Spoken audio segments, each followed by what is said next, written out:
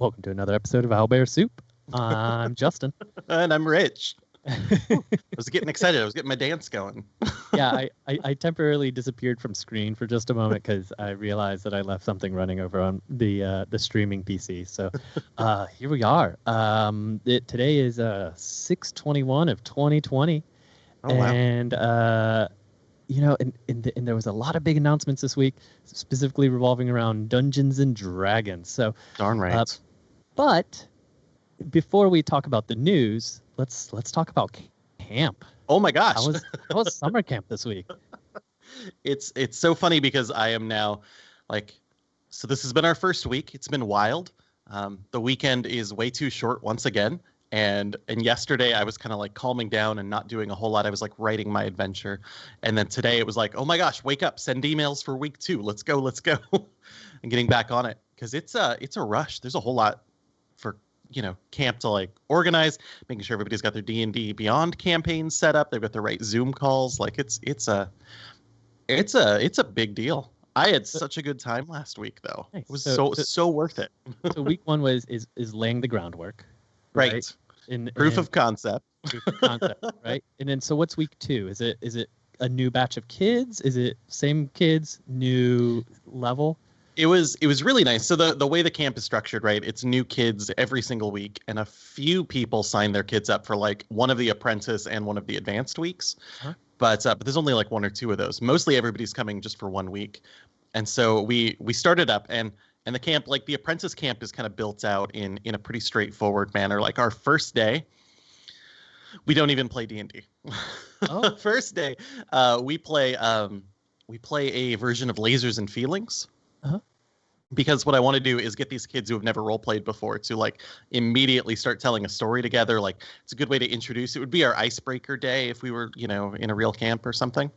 So what I don't want to do on day 1 is like dive deep into rules and math and things like that. So I just have this fun, ridiculous adventure. Everyone is a bear thief. It's very much like Honey Heist.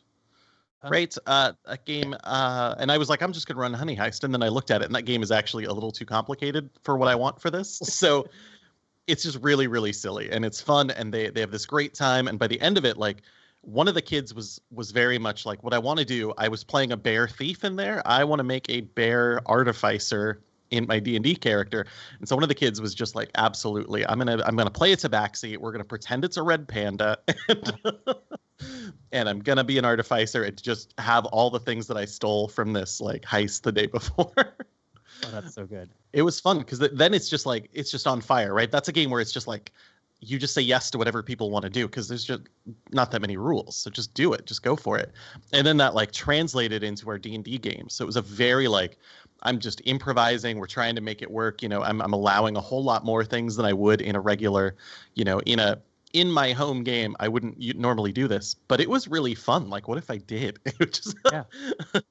They were all suddenly like, I want pets. One of the tables was like, everybody had a pet one day. They just woke up and it was like, well, I've got a wolf, I've got a hawk, I've got a cat. And we all know how to talk to them. I was like, but there's, you know what? Fine. Yeah, I love reskinning for funsies, right? Like, yeah. Someone's already did. I tend to like reskinning better than like house versions of things. Like, you know what? I want to play a mole because I love Dark Sun so much. So what I'm going to do is I'm just going to reskin a Goliath, right? Oh, uh-huh. I like that idea whenever you bring that into any kind of games because it allows a little more freedom of expression, but at the same time, you're still sticking to the rules that have been tried and play tested. And right. It is a lot of fun, I think, to make those. Like I did make a, is it a Skittermander? Yeah. For D&D, and that was really fun. Uh-huh. But you're right. Like I didn't know if that was tested. It was just like, sure, here, can translate this. But as a DM, I do it all the time. Oh, sorry. No, I was just saying, Aubrey has mentioned 3d6 bears. Oh, yeah. I believe that's a reference that I probably have missed. Oh, my gosh. I just want more bears. I just want more bears all the time. Just thinking about friends who have played, like, their character was a knight who was a bear, like, trying to pretend to be a person. And so that was a big part of this story was like, no, you live in a world where like when they see you, a bear, they go like, that's probably just a person. Like that's their first impulse. Oh, it was so fun. But I love, reskinning is so good. It's such a good way to like, as a DM, improvise things, but you're not telling anyone. Like, a big deal. Okay. Yeah, like a lot with monsters. I will reskin monsters all the time. Anytime, right? Because one of the big things about monsters that I never want players to do is look in the book and know what their stats are while we're playing. So you just say it's whatever you want. Use any stat block you want. It's so easy. It kind of is. But I will say that one of the things I did, Sir Barrington is one of my favorite characters.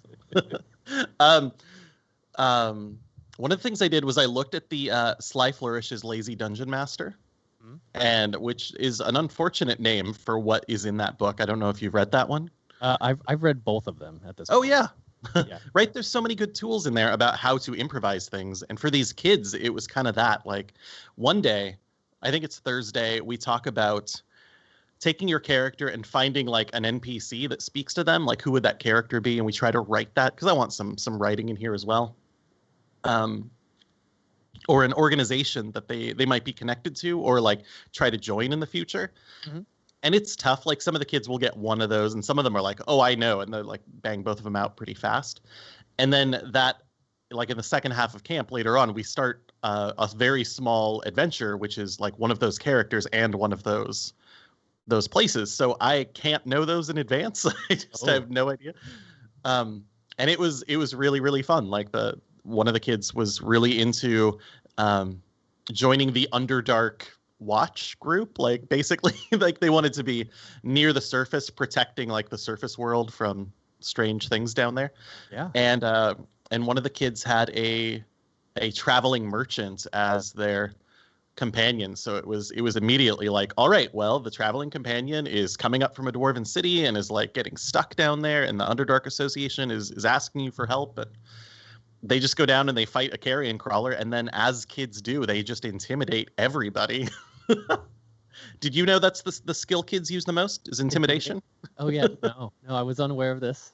It makes sense to me though. There's two small children on the beach building a sandcastle. What do you want to do? Intimidate. Here's the thing: is they haven't learned that the appropriate skill to solve all issues is Fireball. So right, that is true. But that will come someday. That's for the advanced class. Yeah. So that'll be coming up soon. The advanced class is not this week, but next week will be our first one, and everyone I think is starting at maybe second level, maybe third level. I don't know that I've decided yet, but so a little bit higher level just to try that out, test it out. In the first, like in the apprentice game, I give them second level at the end of Thursday. So like they come in for their boss fight on Friday with a couple new powers and they just like Nova the crap out of it. Nice. It's fun. That's what I'm saying. Fun. Yeah, and I got 7 weeks left. Nice. I mean, that's the way to spend your summer, right? Like teaching kids. Well, and next week there's also a group of adults in the evening. So yeah, I've got like a 6 p.m. set of adults coming in to learn how to play D&D as well. Oh man, sounds good. Right? Yeah, and I did warn on the socials this morning that it's going to be a very D&D heavy show today. So kind of kicking off, there's a lot of really interesting announcements in relation to D&D over the past week. Not just the new adventure, but they have also outlined some of the ways that they're going to be encouraging diversity in D&D, and that I'm going to go ahead and link to that article in the show notes. And I'll you know what? Let me copy that link, and I'm just going to go ahead and post it into the chat too. They're making good strides. And I really enjoy some of the efforts that they're making to do this. It's worth reading, is I guess what I'm saying. Yeah, I totally agree. And then, did you have any? Oh no, I did. So one of the things I do like, I know you're just about to talk about this, but so I won't give it away. I'll let it sit. But the list of authors for the thing you're about to talk about, is kind of representative of that diversity statement in some ways. Like it's a pretty impressive showing of, that they're trying. Yeah. As well, not just saying things. They're making steps in the right direction. Yes. And then the before we get to the bigger announcement, the other bit of news from D&D, specifically D&D Beyond. I don't know. Did you look at the Legends of Runterra, the Dark Tides of Bilgewater adventure and all the resources around that? I did not. Tell me more. Well, you have so it is it's based on that game from Riot Games, League of Legends. Oh, League of Legends. Okay. There we go. Yeah. Oh. So it's based on that. Unfortunately, you only will have until August 10th to go into D&D and D&D Beyond and check it out. They are pulling it. It's unclear why. There's plenty of rumors, having to do with, conflicting IPs and Magic the Gathering and stuff. But that's all, of course, rumors, right? No official reason. D&D Beyond just said, they misinterpreted something and they thought they were going to be able to present it for free forever, but they have to pull it. So if you have characters, those characters will still work. You just won't be able to make new characters with those options. And the adventure itself is going to be pulled on August 10th. So what a lot of people in the community are talking about doing is taking some of those additional options that are in that book and then creating them as house rules within D&D Beyond. So folks who are using those items still have access to it. Yeah, good. Let's see. So that's that. Check out. It's a really cool adventure.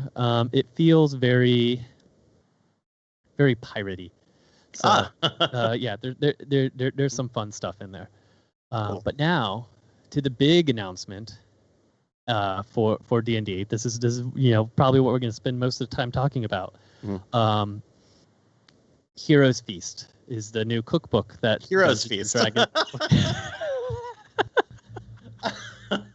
You monster.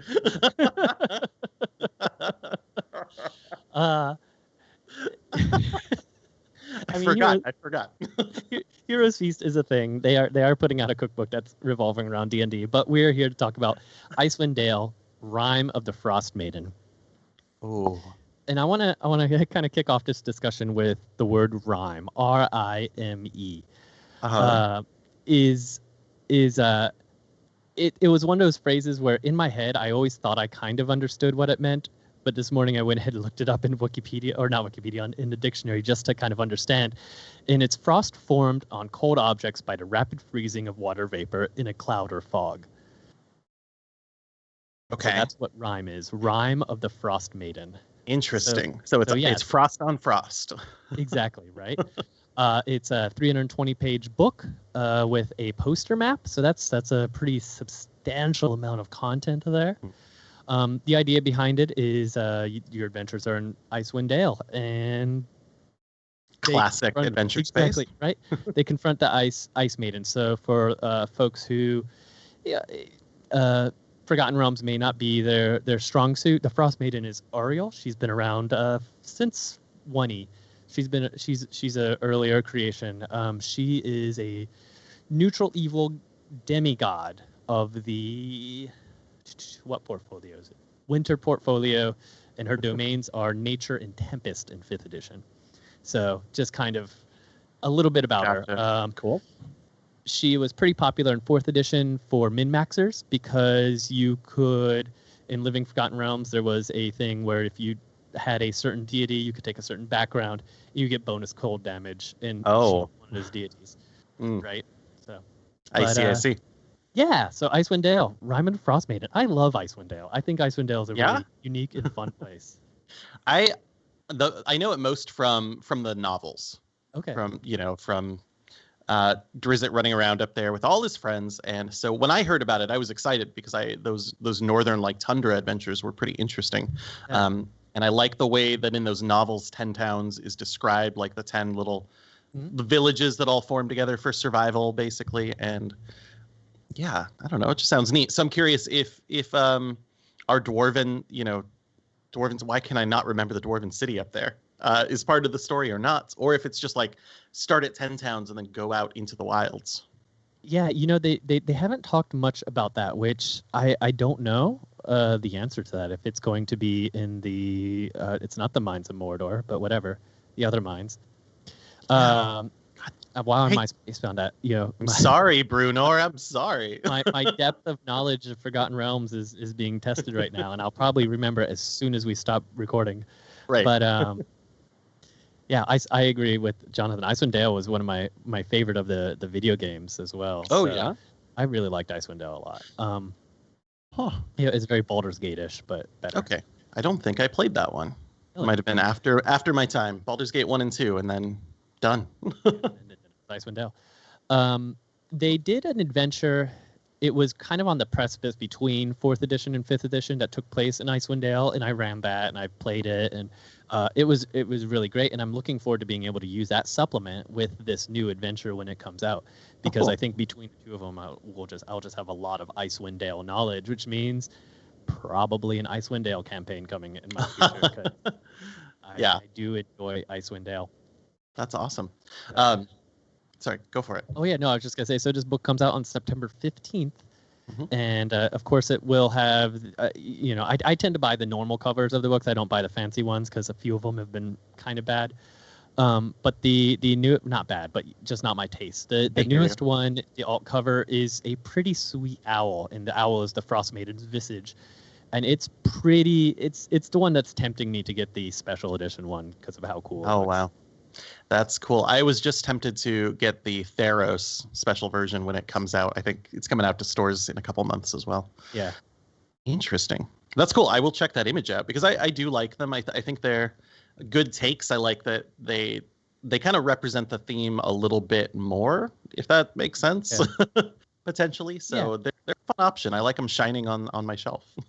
I think the Salt Marsh one is the one that kind of forced me to decide, like, oh yeah, no, I'm just gonna buy the normal covers for all of them.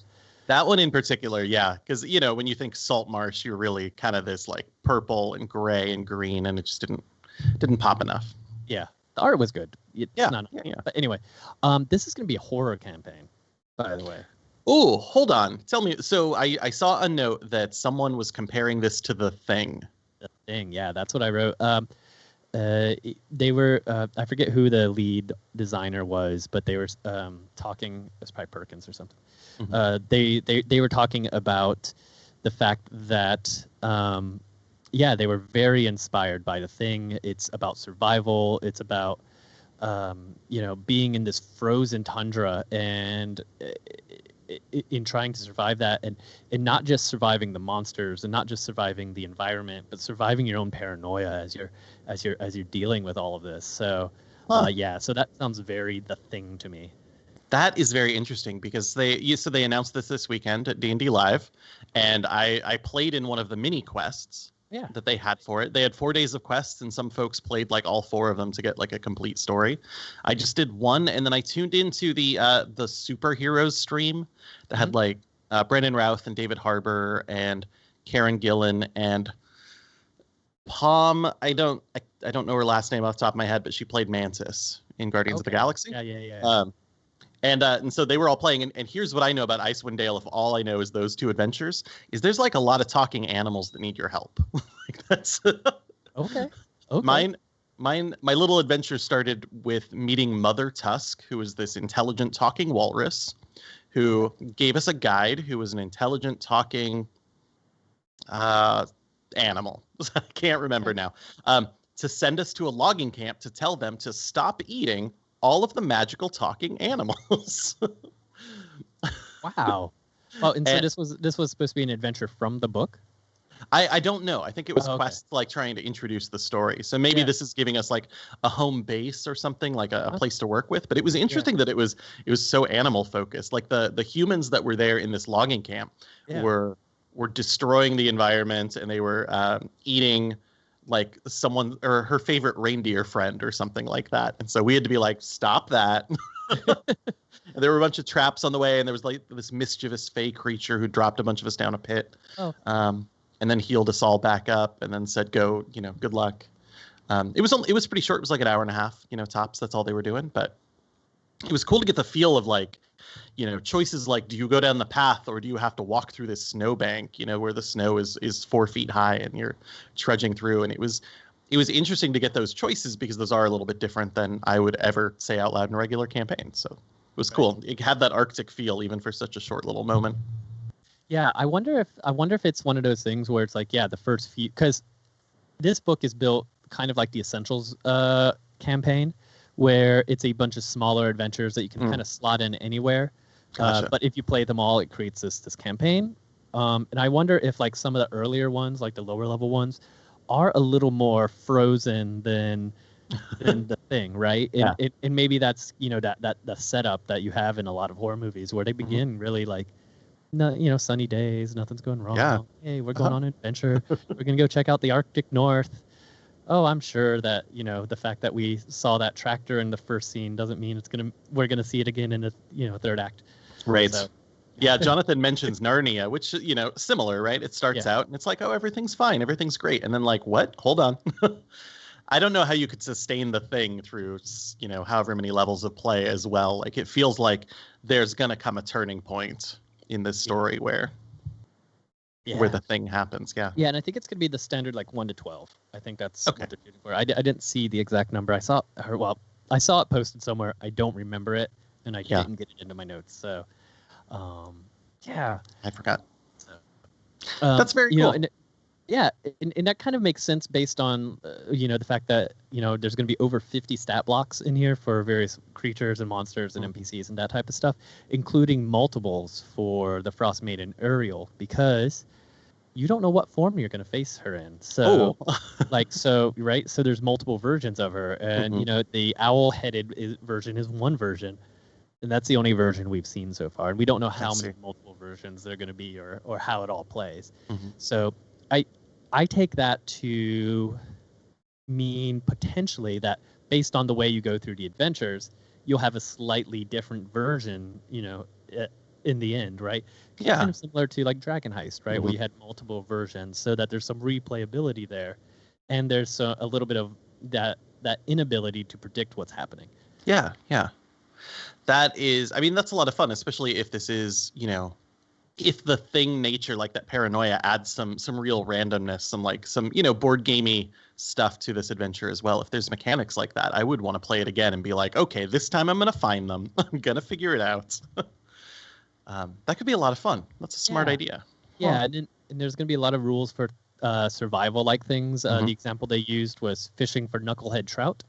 So that, in the story, that knucklehead trout is what they catch out of the lakes, and scrimshaw made out of those is very valuable, which is something that Regis does in the books. And so anyway, so that's one of the things, like, they have rules for fishing for knucklehead trout, and I'm like, I hope that's kind of a downtime activity, but I'm interested to see how that plays out. I'm interested to see what other things they have for surviving the environments up there. And the joke is there finally going to be cold weather gear in the book for purchase? I was looking for that as I was making my character for D&D Live. It's just something I've never noticed before. Yeah, no cold weather gear, no rules for using a rope for climbing. No. So I wonder if that'll be in there too. That's funny. Yeah, I'm curious because, with the book as it stands, right, an Arctic Ranger, as usual in any environment, would be so strong, and I wonder how they're going to make up for parties that just don't have one. Yeah.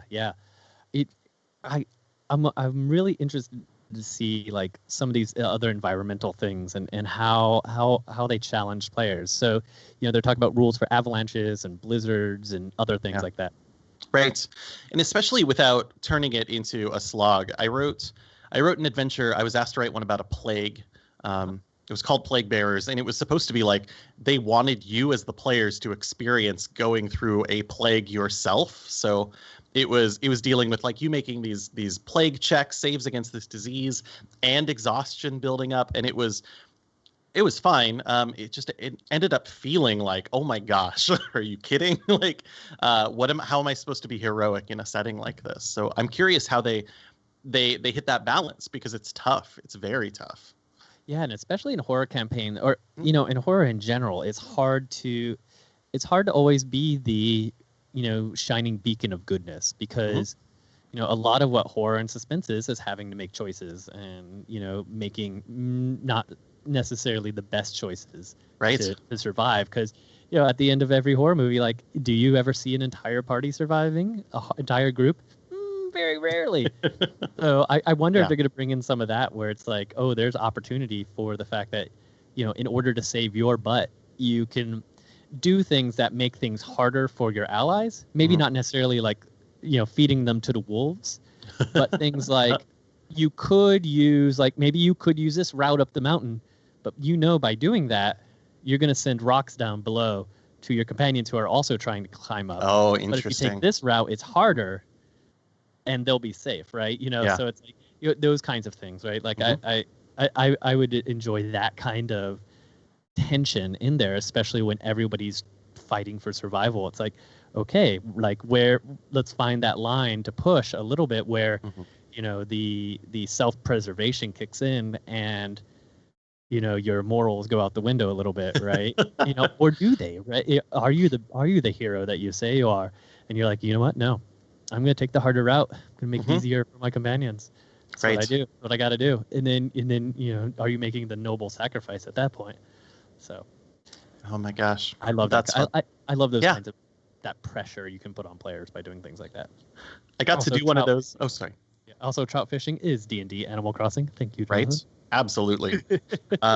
I got a bunch of players to have a moment like that recently, and one of the things that ended up happening is that person who made the noble sacrifice at the start, everybody else just easily got through, and so the sacrifice didn't matter. And I was like, darn it. But I do love that choice, right? They had to stop and make a choice and be like, well, I'm first, and I could do this harder thing and save someone, and I'll pay a price for it. But yeah, that stuff is very fun. I immediately went to the higher, like this level of, at some point, like say 10th level, right? One of your characters is secretly replaced, right? Will this have doppelgangers in it, or will it have the thing somehow taking over a player character for the rest of the campaign? Right? I mean, that would be a fun. I think that would be a fun twist to put as an optional twist in there. Like, I don't know that I would want that throughout the entire game. I don't like taking away players, right? Right. I don't like taking away characters. But if it's an optional, like, I do know players in my campaigns where I could say, hey, I have this idea, and they'd be totally down, as opposed to, second edition version of, what are the, the various things that could get into your brain and just take you over. Yeah. God, it was worse. Yeah, they were awful. Yeah, I totally agree. It's frustrating when it happened like on accident or something, and it was just like, well, you're done. But it can really like do cool things for stories, especially to have an enemy around or something like that. Or if it's something where they could do a thing where your character ends up getting like some kind of, I don't know, some sort of plague themselves or something, and they get this choice in a very like warlock style fashion. Like, do you want a thing like that could be interesting locked into a story like this. Yeah. But yeah, I wouldn't want someone to be like, oh, now I'm going to be the monster. That's not what I wanted. I was playing a paladin before. I had plans. Yeah, I could see something like, oh, you're caught in this blizzard and you have a vision. And you mechanically, and Auril comes to you and says, if you take my hand, I will help you through this blizzard. If you take her hand, you get through just fine. If you don't, then you suffer like a level of exhaustion or something, right? That type of thing. Like that would be kind of fun. And then if you take her hand, well, then what's the consequence there? Yeah. Like something minor, right? Minor mechanically, but something that does have some weight to it, so it does make a difference. Maybe you get fire, or you get cold resistance, but then you're vulnerable to fire or something like that, right? Right. Something cool like that, where there's a little bit of a balance there. You're in a cold campaign, but cold creatures do throw fireballs. So, because as we discussed, fireballs solve everything. Yeah, I love the idea as well that a little sidebar that says like, "Hey, we all live in the future now. Text your answer to your DM. Don't say it out loud." And then like the consequences. All right, everybody that said you do not take their hand takes a level of exhaustion. And just don't say what happens. You could text the other players if they said yes. Absolutely. Yeah. That's wonderful. Right? I love that.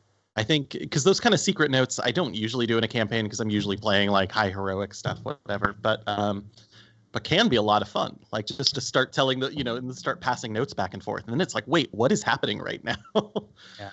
And that's one of the things I tend to establish in session 0, that it's like I encourage folks to text me and to, let me know that, oh, there's someone's phone ringing in here. Anyway, I'll get that in a second. Text me and pass secret notes that way, right? Like I enjoy secret notes. I think secret notes are great. And I want them to text me because there's all the technology there at the table. And, and I run off my MacBook. So if you text me, the texts show up on my computer, so no one even knows that I'm picking up my phone to answer them. I've been playing on Zoom recently, right? And I had one of my kids kept sending me notes via chat, like private notes, and it was just, they were a haunted one, and they wanted their spirit to really like come forward and start activating. Nice.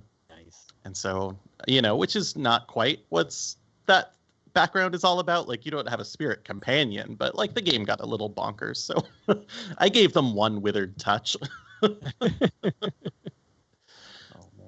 It was fun. Yeah, let's see here. Also, sports and games are going to be something that is going to show up in this new adventure. The example given was there's going to be specifically a Goliath sport that the adventurers can take part in. Oh, wow. I love this idea. I love this idea because it reminds me, I loved 4th edition. I played a lot of 4th edition. Mm-hmm. There was this great 4th edition adventure where you were in the Icewind Dale area, and you had to ally yourself with the Uthgardt barbarians, which Uthgardt barbarians are the ones that our barbarian friend and those books come from. Yep. Ulfgar comes from. There we go. And in order to do it, you had to, do the games with them, right? Mm-hmm. There was the caber toss, and there was the eating contest, and the drink. There was just these little contests, and those contests really broke up an adventure in a fun way, where you're trudging through the snow to meet with these Uthgardt barbarians, mm-hmm. and then you're there, and in order to get them to help you, you have to become one of the tribe, right? And I love like the mini games within D&D where your D&D characters are using their skills to do these mini games. Mm-hmm. And it's just like, oh, so good. Yeah, I was playing an archer and a friend was playing a fighter, I remember, and it was like in 2nd ed, so there's not much, or 3rd maybe, there's not much difference between the two. And they beat me in the archery competition, and I heard about it for so long, right? Yeah. I don't remember the rest of that adventure, but I remember that contest because now it was this cool moment where it was like players trying to show off for all these different people and for each other. Those are really, really fun moments in a campaign. Absolutely. Yeah. And it's like I really don't remember what happened after that, right? Like after you became part of Uthgardt barbarians, right? Like, and I don't remember the story before that, but I remember I don't think we were throwing cabers. I think we were throwing big rocks, but I was playing a Warforged named Frost at the time, and it was just very appropriate for me to do very well. A Warforged warden named Frost, so a primal defender. So I was ready. That was my day in the sun. Mm-hmm. I see Jonathan mentioned Blitzball in the chat, and absolutely right. Blitzball breaks up Final Fantasy a little bit, so you're not just like constantly beating up monsters. It's like, let's play a game now, and if it's something that feels important, even if it's not, like maybe in the long term of that adventure, maybe joining that tribe and being recognized by them wasn't actually that important, except so that they would unlock the rest of the adventure, right? But the moment of doing it is a ton of fun. Like oh my gosh, I played so much Blitzball just because it's fun to do. Yeah, and in the new Final Fantasy, like there's this way where you kind of go into this virtual reality area and you fight these monsters, and it's and you can get prizes and stuff, but it's essentially like a side quest, right? It's essentially this mechanic within the mechanic that doesn't really matter to the story. It's just a way to do cool things. Mm-hmm. And and I love those adventures that in the other examples are those adventures that take place and you go into a village and it's a village fair or something, and there's like an apple eating contest, or that type of stuff. I dig it. Mm-hmm. I hope there's at least a good good chunk of those that we can then take and look at the mechanics of those and then use those to create our own for our own other campaigns, unless they just cover everything. But Yeah. That is fun. I just there's such a good idea. I remember some of the Weeby Goblins games for Pathfinder had a couple of those in there. They're just fun to do, and it's just a neat way to show off. And again, like, have low stakes interactions at the same time. You get into a combat and you're like, if I don't do the perfect thing, then we're all gonna die or something. You get into a caber toss. It's just yeah, whatever, right? Can I be awesome? That's all it is. And nice thing about doing things like that is there's the reward for winning, right? And then there's also the reward for losing too, in a lot of those instances where it's like, if you end up losing, well, sure, it becomes kind of like a joke with the NPCs, and they might rib you a little, but but that's almost even better than in some instances than winning, because then they're accepting you. They're a little more like, oh well, yeah, he's all right. He may not be great, but he's all right. Yeah. And that almost endears you more to NPCs a lot of times, and gets you further along in the story, or at least whenever I do the stories. Yeah, absolutely. And it develops your character in a cool way too. Like, being the archer that lost the archery contest suddenly became like, well, where's the next one? I'm going to sign up for everyone I find. I'm going to win all of them from here on. And it just became like a part of that character's story. And winning was like, I don't know, you got a +1 bow or something, right? But whatever. Losing can be a whole lot of fun. Yeah. So I'm excited. It's also, if it's at low levels, which I expect it could be, because it's potentially happening there in 10 towns, right? Then it could be a way for new players to also test out how the game works a little bit with those low stakes. And running with kids, I'm finding that's such a helpful thing, is just making something that is easy, that isn't going to affect the story too much, but gives them opportunities to roll dice, is always good. Yeah. And I based on some of the other things I've read, additionally in this book, there's going to be some expansion on like downtime activities. And I don't know like if the trout fishing was going to be a downtime activity or a separate activity, but I love the idea of more downtime activities. Yeah.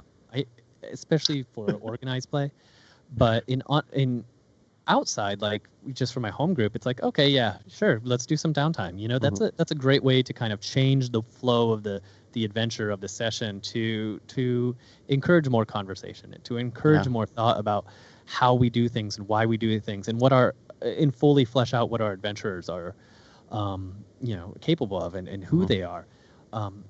I was reading the Pathfinder 2 book, and they've done something similar with downtime, where you have your downtime activities based on your profession, that type of stuff. Right. And and I haven't totally dug into it yet, but I appreciate that there's more of that kind of showing up in some of these adventures, because the way we play now is less hack and slashy, right?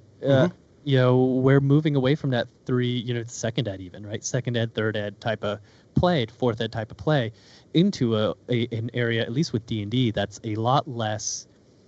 It's I was talking to someone about the Pathfinder 2 book as I was going through it. It's like Pathfinder keeps pushing its way more towards Hackmaster, while D&D is pushing its way towards like Fiasco, right? Right. And neither will ever get completely there, but that's kind of like the idea, is that okay, so now I'm pretty sure my Pathfinder 2 character sheet is going to be 3 pages minimum. My D&D character sheet, I can put most of it on a note card, right? And, absolutely. That's that's the 2 different styles of play, but they're also doing that thing where both of those styles of play, regardless, are doing things to encourage more well-rounded characters, more interesting characters, more characters you can tell a story about. Right, and I do like that they've got those downtime things like right in the core book, and they're tied to your character very closely. Because we've got them, in the DMG or in Xanathar's Guide, right? They're a little bit separate, and they feel optional, but they do really enrich the story a lot and give you just choices. Like, it's really hard to do, like, when everybody comes home from an adventure, or you have a day like in a town, what do you do?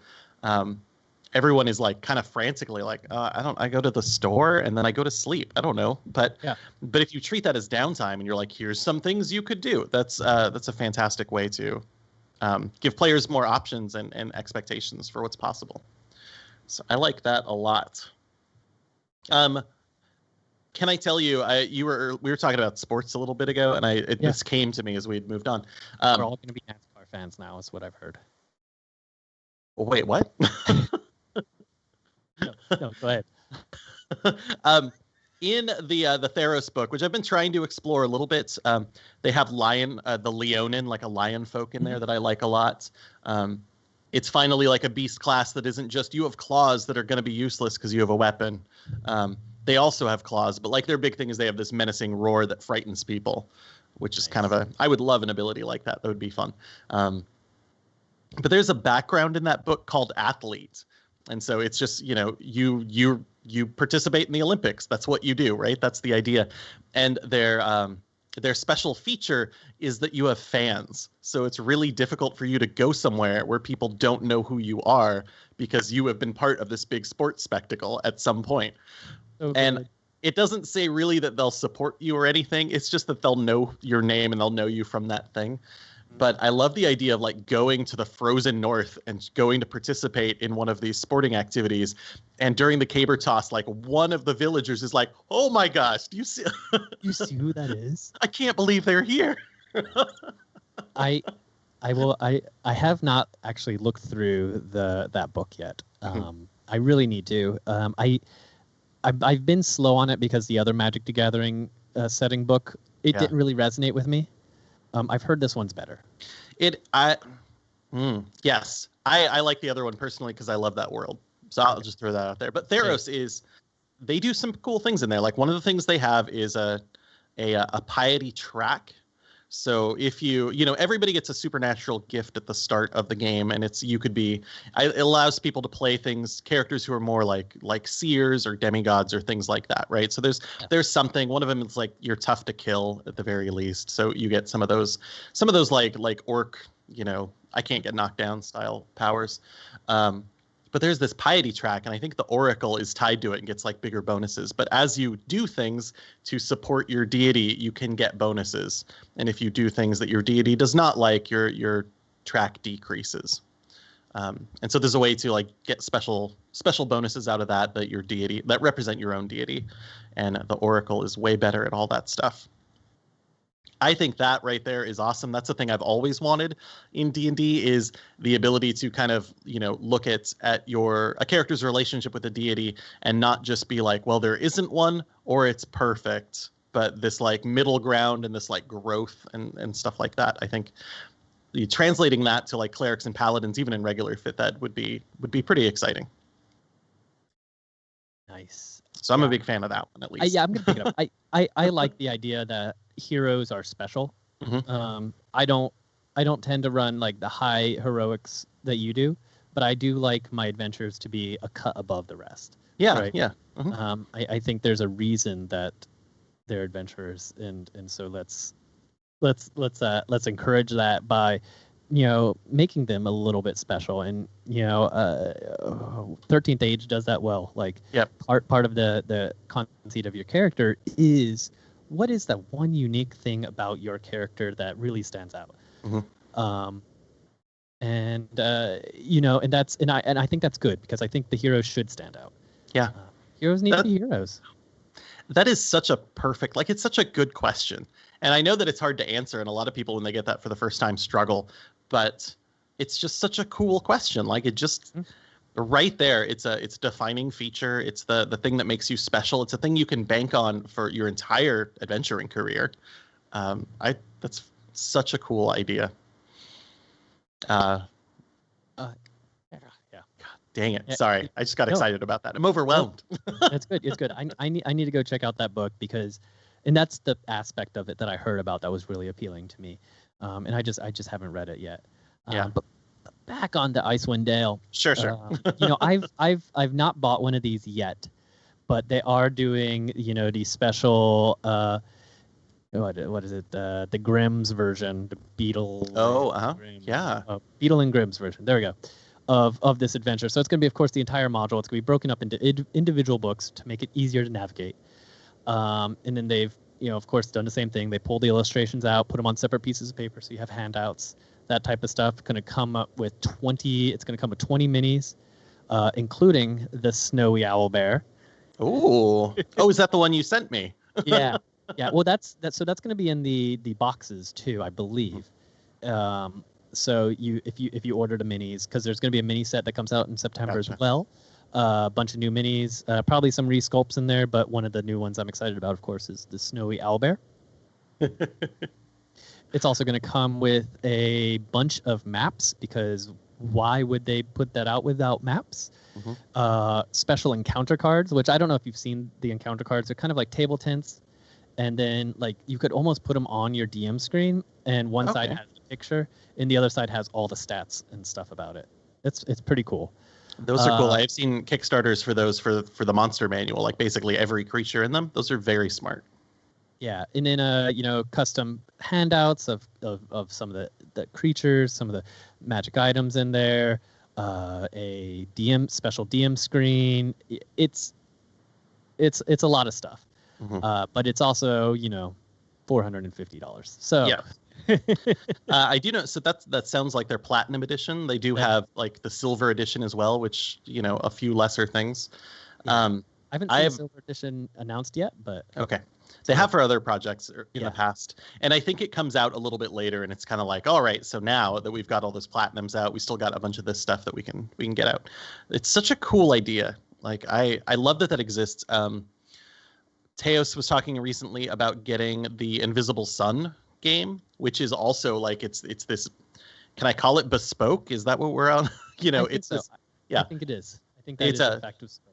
Right, but this tactile, these very incredible items that enhance your game, like it's hard to say that those wouldn't be amazing. Like it sounds so cool to have those physical objects there, and I know it's hugely expensive. That's a barrier, but for people that get it, that's incredible. That's wrong. It's $500, not $450.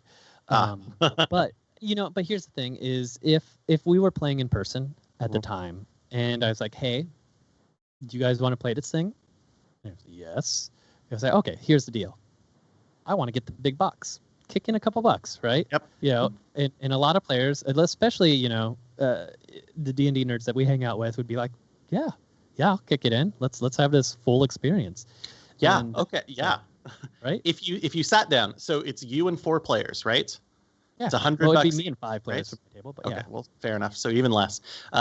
It's you and so like $100 each. Yep. And all you have to do is promise, like, this game will go 10 sessions. That's $10 a session. That's right. So I know it, like, the big total is so much, but if you treat it that way, if you treat it as like an investment over time from a large group of people, I think folks could get behind that. Yeah, and that's that's definitely something that's always talking about trying to get our writers and designers and developers paid. Is that they don't charge enough, right? We see that on DM's Guild constantly. You see adventures who people have put hours and hours of work into for 99 cents, for $1.99. Yep. If they decide to post it for $5, they get flamed because it's too expensive. And that's crap. Like, it is. We need to pay our writers, and in the fact that they're putting out these premium versions of this stuff means people are getting paid, right? People are getting paid to do this, and those of us who can afford to pay more for these adventures, for that type of stuff, will do it. They limit how many they sell. They always sell out of them. They always sell 1,000 of them, right? They do. Done.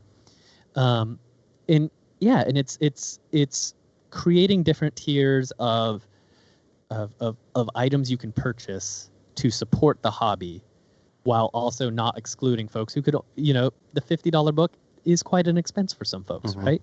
Yeah. And I understand that, and I'm glad they're still doing that, but also, I love the idea of this more premium content that brings more money in. Yeah, I have to agree with that. Yep. And I'm definitely one that's like, that cost is very high. But I think thinking about it as an investment in your game and in making it this perfect version of the game that you want to have. If that's the game you want to have, then that's a great cost. Yeah, it took my party between not making it to sessions and this and that. It took us about a year, maybe 9 months to a year, to get through Dragon Heist. That was like level 1 to 5. Yep. And that's and so when you look at something like this, it's like there's some groups where they only meet once a month or once every other week or something like that, where they don't meet weekly. Where levels 1 to 12, that could be 2 years easily, right? Yep. And so when you look at it that way, it's like, oh, okay, well, in that case, I'm paying like $3 a session. Yeah, I'm paying $1 a session sometimes, right? It's I don't know. I'm really into it. I'm really tempted by this one because of my love for that area, but we'll see. That does make a lot of sense. $500, and I don't have a in-person table yet. So yeah, I often look at the dice sets that come out with these. Right? Yep. And they usually come in like a collector's tin, and they come with something else. So I'm curious what they have for this one. I did pick up the one for Ravnica because what I wanted is a D12 or a D10 with all of the guilds of the city on it. I thought that was a very cool addition to just be like, you are stopped by a guard, they're a member of guild, this one, and they're Rakdos. Great. I just thought that was a pretty cool addition to that set. So I'll keep an eye out for that. Having some Frost-themed dice sounds pretty fun. Yeah. And the dice are $30, and they come with a map and monster cards. Oh, nice. Kenna. That is awesome. Someone was posting... I was just about to mention. What was that? I was just about to mention the dice, so we got on it already. Yeah. I saw a picture from someone at WizKids where they were posting like a blue dragon that was pretty massive, which I think is coming out as a specialty item for this set. Yeah, I love the blue dragon. I'm probably, if nothing else, I will get that. I missed out on the red colossal dragon that WizKids did, the mythical colossal red dragon that nobody can get a hold of anymore. Yeah. And I oh no. I have not seen the chunky metal dragon. I'm gonna have to look that up. But yeah, like I missed out on the colossal red dragon, and I regret it. So I want to encourage them to make more colossal dragons, so I can maybe get that colossal red. The dice are also made of actual ice, so make sure to have a cooler nearby when you're playing. Okay. This is great because someone I have like some of those D20 ice cube makers, and now I'm just like, well, what if we have to play the game with those? Oh my god.